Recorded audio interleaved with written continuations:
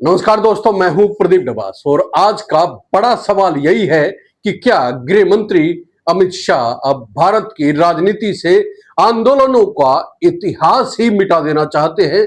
क्या ये कोशिश है कि भविष्य में कोई जेपी जैसा आंदोलन, कोई अन्ना जैसा आंदोलन या कोई किसान आंदोलन दोबारा कभी खड़ा ही ना हो सके।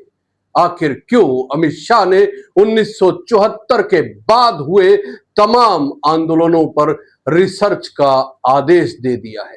क्या ये लोकतंत्र में जन आंदोलनों की ताकत को कमजोर करने की तैयारी है या फिर ये वाकई देश की स्थिरता और सुरक्षा के नाम पर लिया गया बड़ा कदम है?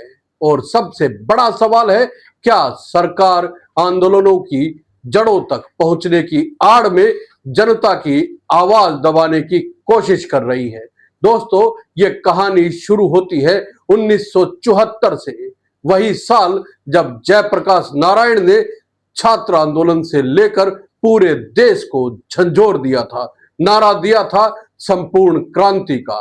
उस आंदोलन ने इंदिरा गांधी की सत्ता को हिला दिया था और नतीजा निकला था इमरजेंसी। इमरजेंसी ने लोकतंत्र का गला घोट दिया था, लेकिन यही इमरजेंसी खत्म होने के बाद 1977 में पहली बार देश में गैर कांग्रेसी सरकार बनी। यही वजह है कि अमित शाह ने इस रिसर्च का दायरा 1974 से शुरू करने को कहा है। सवाल यह उठता है कि क्या अमित शाह को डर है कि कहीं फिर कोई आंदोलन सत्ता की नींव ना हिला दे? अब जरा सोचिए, 2011 का अन्ना आंदोलन याद है, जब जन लोकपाल की मांग पर दिल्ली के रामलीला मैदान में लाखों लोग इकट्ठे हो गए थे। उस आंदोलन ने यूपीए सरकार की साख गिरा दी और 2014 के चुनाव में कांग्रेस की करारी हार हुई थी। उसके बाद किसान आंदोलन देखिए, 3 साल पहले दिल्ली की सीमाओं पर महीनों तक लाखों किसान डटे रहे। उस आंदोलन ने मोदी सरकार को 3 कृषि कानून वापस लेने पर मजबूर कर दिया।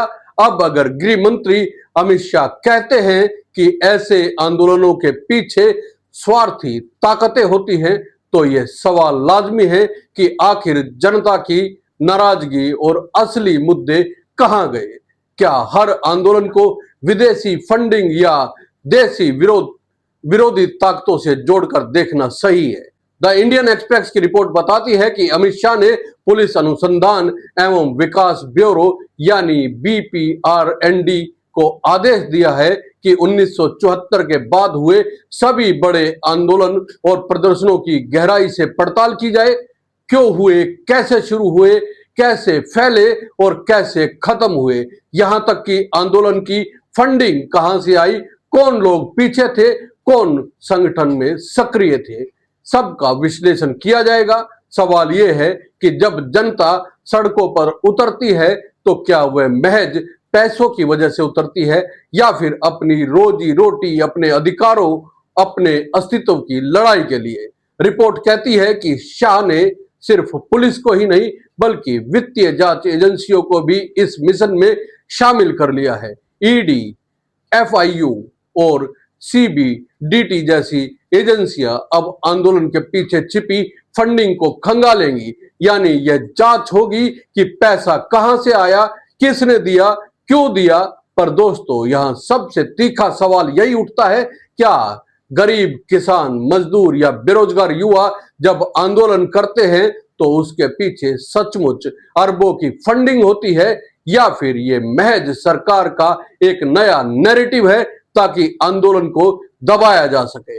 इतना ही नहीं, शाह ने बीपीआरएनडी से कहा है कि धार्मिक सभाओं का भी अध्ययन किया जाए, क्योंकि हाल के दिनों में स्टाम्प पैड और भगदड़ जैसी घटनाओं में सैकड़ों लोग मारे गए। इसके लिए एक एसओपी बनेगी ताकि ऐसी घटनाओं को रोका जा सके। सवाल यह है कि क्या ये धार्मिक आयोजनों की सुरक्षा की आड़ में धार्मिक जमावड़ों की निगरानी और कंट्रोल करने का रास्ता है? इसके अलावा एनआईए, बीएसएफ और एनसीबी को पंजाब में खालिस्तान, उग्रवादी और अपराधी गैंग से निपटने का अलग ब्लूप्रिंट बनाने को कहा गया है।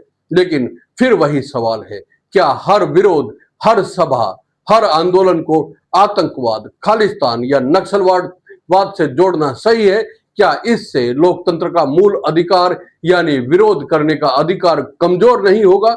दोस्तों, आंदोलन लोकतंत्र की आत्मा होते हैं। यही आंदोलन है जिन्होंने अंग्रेजों को भारत से भगाया, यही आंदोलन है जिन्होंने इमरजेंसी के ताले तोड़े, यही आंदोलन है जिन्होंने भ्रष्टाचार के खिलाफ आवाज बुलंद की, और यही आंदोलन है जिन्होंने किसानों के हक की लड़ाई जीती। लेकिन अब अगर सरकार आंदोलन की फाइलें खंगाल कर पुलिस और जांच एजेंसियों को एसओपी बनाने के लिए कहेगी, तो यह डर साफ दिखता है कि कहीं फिर कोई आंदोलन सत्ता की नींव ना हिला दे।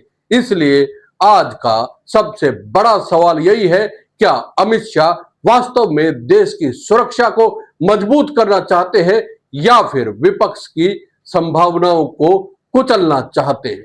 क्या ये रिसर्च वाकई आने वाली पीढ़ियों को सुरक्षित लोकतंत्र देगी, या फिर ऐसा लोकतंत्र जिसमें जनता सड़कों पर उतर ही नहीं पाएगी? क्या यह कदम सुरक्षा है या सेंसरशिप? और आखिर में दोस्तों, इतिहास गवाह है कि कोई भी आंदोलन अचानक नहीं फूटता, उसके पीछे जनता का गुस्सा, तकलीफ और उम्मीदें होती हैं।